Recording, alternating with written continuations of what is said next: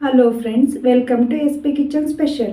ಇವತ್ತಿನ ದಿನ S P kitchen ಸ್ಪೆಷಲ್ನಲ್ಲಿ ತುಂಬ ಸುಲಭವಾಗಿ ತುಂಬ ಸಿಂಪಲ್ಲಾಗಿ ಶಾವಿಗೆ ಬಾತ್ನ ಯಾವ ರೀತಿ ಮಾಡೋದು ಅಂತ ತೋರಿಸ್ಕೊಡ್ತಾ ಇದ್ದೀನಿ. ನೋಡೋಣ ಬನ್ನಿ.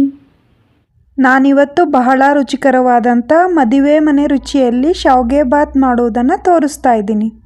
ಈ ರೀತಿ ತರಕಾರಿಗಳನ್ನ ಬಳಸ್ಕೊಂಡು ಶಾವಿಗೆ ಬಾತ್ ಮಾಡಿದ್ರೆ ಮಕ್ಕಳಿಗಂತೂ ಒಂದು ಒಳ್ಳೆಯ ಲಂಚ್ ಬಾಕ್ಸ್ ಅಂತಲೇ ಹೇಳ್ಬೋದು.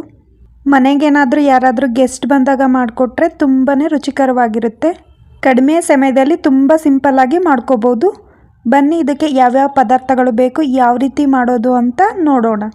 ನಾನಿಲ್ಲಿ ಒಂದು ಫ್ರೈ ಪ್ಯಾನ್ನ ತೊಗೊಂಡು 2 ಟೇಬಲ್ ಸ್ಪೂನಷ್ಟು ಎಣ್ಣೆನ ಸೇರಿಸ್ತಾ ಇದ್ದೀನಿ. ಎಣ್ಣೆ ಚೆನ್ನಾಗಿ ಬಿಸಿ ಆದ ನಂತರ ನಾನು ಇದಕ್ಕೆ 1/4 ಟೀ ಸ್ಪೂನಷ್ಟು ಸಾಸಿವೆ, 1 ಟೀ ಸ್ಪೂನಷ್ಟು ಕಡಲೆಬೇಳೆನ ಸೇರಿಸ್ತಿದ್ದೀನಿ. ಹಾಗೆಯೇ ಇದಕ್ಕೆ 1 ಟೀ ಸ್ಪೂನಷ್ಟು ಉದ್ದಿನಬೇಳೆನ ಸೇರಿಸ್ತಾ ಇದ್ದೀನಿ. ಇದಕ್ಕೆ ನಾನು 8ರಿಂದ 10 ಗೋಡಂಬಿಯನ್ನು ಕೂಡ ಸೇರಿಸ್ತಾ ಇದ್ದೀನಿ. ಈ ಎಲ್ಲ ಪದಾರ್ಥಗಳನ್ನು ಸೇರಿಸಿದ ನಂತರ 1-2 ನಿಮಿಷಗಳ ಕಾಲ ಫ್ರೈ ಮಾಡ್ಕೊತಾ ಇದ್ದೀನಿ. ಈ ರೀತಿ ಫ್ರೈ ಮಾಡಿದ ನಂತರ ನಾನು ಇದಕ್ಕೆ 3ರಿಂದ 4 ಹಸಿರು ಮೆಣಸಿನ್ಕಾಯಿನ ಸೇರಿಸ್ಕೊತಾ ಇದ್ದೀನಿ. ನೀವು ಖಾರಕ್ಕೆ ತಕ್ಕನಾಗೆ ಸೇರಿಸ್ಕೋಬೇಕಾಗುತ್ತೆ. 2 ಕಡ್ಡಿ ಕರಿಬೇವಿನ ಸೊಪ್ಪನ್ನ ಸೇರಿಸ್ಕೊತಾ ಇದ್ದೀನಿ. 1 ಚಿಟಿಕೆಯಷ್ಟು ಇಂಗನ್ನು ಕೂಡ ಸೇರಿಸ್ಕೊತಾ ಇದ್ದೀನಿ. ನಿಮಗೆ ಇಷ್ಟ ಆಗೋದಾದರೆ ಸೇರಿಸ್ಕೋಬೋದು, ಇಲ್ಲಾಂದರೆ ಸ್ಕಿಪ್ ಮಾಡ್ಕೋಬೋದು.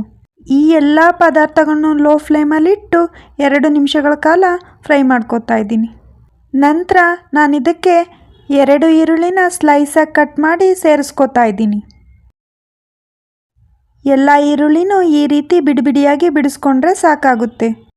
ತುಂಬ ಜಾಸ್ತಿ ಬೆಂದೋಗ್ಬಿಟ್ರೆ ಶಾವಿಗೆ ಬಾತ್ನಲ್ಲಿ ರುಚಿನೇ ಕೊಡೋದಿಲ್ಲ ಆ ಈರುಳ್ಳಿ. ಹಾಗಾಗಿ ಸ್ವಲ್ಪ ಬೇಯಿಸ್ಕೊಂಡು ತರಕಾರಿಗಳನ್ನ ಸೇರಿಸ್ಕೋಬೇಕಾಗುತ್ತೆ.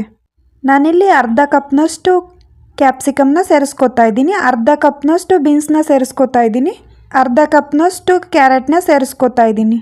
ಈ ಎಲ್ಲ ತರಕಾರಿಗಳನ್ನೂ ಒಂದು ಬಾರಿ ಮಿಕ್ಸ್ ಮಾಡಿ 2 ನಿಮಿಷಗಳ ಕಾಲ ಲಿಡ್ನ ಕ್ಲೋಸ್ ಮಾಡಿ ಬೇಯಿಸ್ಕೊತಾ ಇದ್ದೀನಿ.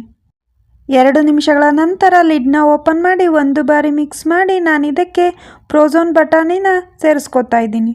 ಇದಕ್ಕೆ ನಾನು ಇವಾಗಲೇ ರುಚಿಗೆ ತಕ್ಕಷ್ಟು ಉಪ್ಪನ್ನು ಕೂಡ ಸೇರಿಸ್ತಾ ಇದ್ದೀನಿ. ಈ ರೀತಿ ಉಪ್ಪನ್ನು ಸೇರಿಸೋದ್ರಿಂದ ತರಕಾರಿಗಳು ಸಾಫ್ಟಾಗಿ ಬೇಯ್ತವೆ. ನಾನಿಲ್ಲಿ ಎಲ್ಲ ತರಕಾರಿಗಳನ್ನೂ ಒಂದು ಬಾರಿ ಚೆನ್ನಾಗಿ ಮಿಕ್ಸ್ ಮಾಡಿ ಒಂದು ಲಿಡ್ಡನ್ನು ಕ್ಲೋಸ್ ಮಾಡಿ 1 ನಿಮಿಷಗಳ ಕಾಲ ಬೇಯಿಸ್ಕೊತಾ ಇದ್ದೀನಿ. ನಂತರ ನಾನು ಇದಕ್ಕೆ ಮಸಾಲ ಪದಾರ್ಥಗಳನ್ನ ಸೇರಿಸ್ತಾ ಇದ್ದೀನಿ. ಇದಕ್ಕೆ ನಾನು ಅರ್ಧ ಟೇಬಲ್ ಸ್ಪೂನಷ್ಟು ಧನಿಯಾ ಪೌಡ್ರನ್ನ ಸೇರಿಸ್ಕೊಂಡು ಒಂದು ಬಾರಿ ಚೆನ್ನಾಗಿ ಮಿಕ್ಸ್ ಮಾಡ್ಕೋತಾ ಇದ್ದೀನಿ. ನಾನಿಲ್ಲಿ 350 mlನಷ್ಟು ನೀರನ್ನ ಸೇರಿಸ್ಕೊತಾ ಇದ್ದೀನಿ. ನೀರನ್ನ ಸೇರಿಸಿದ ನಂತರ ಒಂದು ಬಾರಿ ಚೆನ್ನಾಗಿ ಮಿಕ್ಸ್ ಮಾಡಿ 4ರಿಂದ 5 ನಿಮಿಷಗಳ ಕಾಲ ಬೇಯಿಸ್ಕೊತಾ ಇದ್ದೀನಿ. ನೋಡ್ತಿರ್ಬೋದು ತರಕಾರಿಗಳೆಲ್ಲ ಚೆನ್ನಾಗಿ ಬೆಂದಿವೆ. ಇಷ್ಟು ಬೆಂದರೆ ಸಾಕಾಗುತ್ತೆ.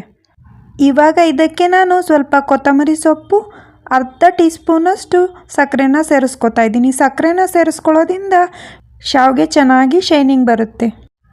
ಅರ್ಧ ನಿಂಬೆಹಣ್ಣನ್ನು ಕೂಡ ಇದಕ್ಕೆ ಸೇರಿಸ್ಕೊತಾ ಇದ್ದೀನಿ. ನಂತರ ನಾನು ಇದಕ್ಕೆ 250 ಗ್ರಾಮ್ನಷ್ಟು ಶಾವಿಗೆನ ಸೇರಿಸ್ಕೊತಾ ಇದ್ದೀನಿ.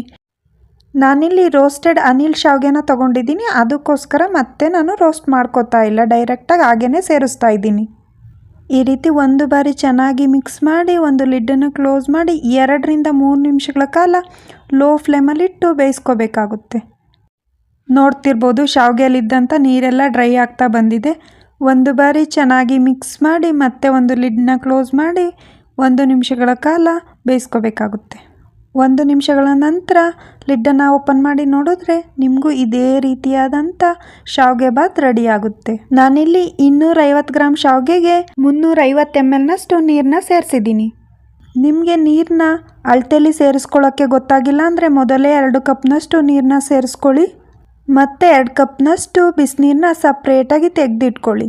ಶಾವಿಗೆ ಏನಾದರೂ ಡ್ರೈ ಆಗ್ತಿದೆ ಅನಿಸಿದ್ರೆ ಸ್ವಲ್ಪನೇ ಬಿಸಿನೀರನ್ನ ಸೇರಿಸ್ಕೊಳ್ಳಿ. ನೋಡಿದ್ರಲ್ಲ ಫ್ರೆಂಡ್ಸ್, ತುಂಬ ಸುಲಭವಾಗಿ ತುಂಬ ರುಚಿಕರವಾಗಿ ಮದುವೆ ಮನೆಯ ಶೈಲಿಯಲ್ಲಿ ಶಾವಿಗೆ ಬಾತ್ ಮಾಡುವುದನ್ನು ತೋರಿಸಿದ್ದೀನಿ. ನಿಮಗೆ ಈ ರೆಸಿಪಿ ಇಷ್ಟವಾಯಿತು ಅನ್ಕೋತಿದ್ದೀನಿ. ಈ ರೆಸಿಪಿ ಇಷ್ಟವಾದಲ್ಲಿ ಒಂದು ಲೈಕ್ ಮಾಡಿ. ಯಾರೆಲ್ಲ ನಮ್ಮ ಚಾನಲ್ನ ಸಬ್ಸ್ಕ್ರೈಬ್ ಮಾಡದೆ ನೋಡ್ತಿದ್ದೀರಾ ದಯವಿಟ್ಟು ಸಬ್ಸ್ಕ್ರೈಬ್ ಮಾಡಿ. Thank you for watching.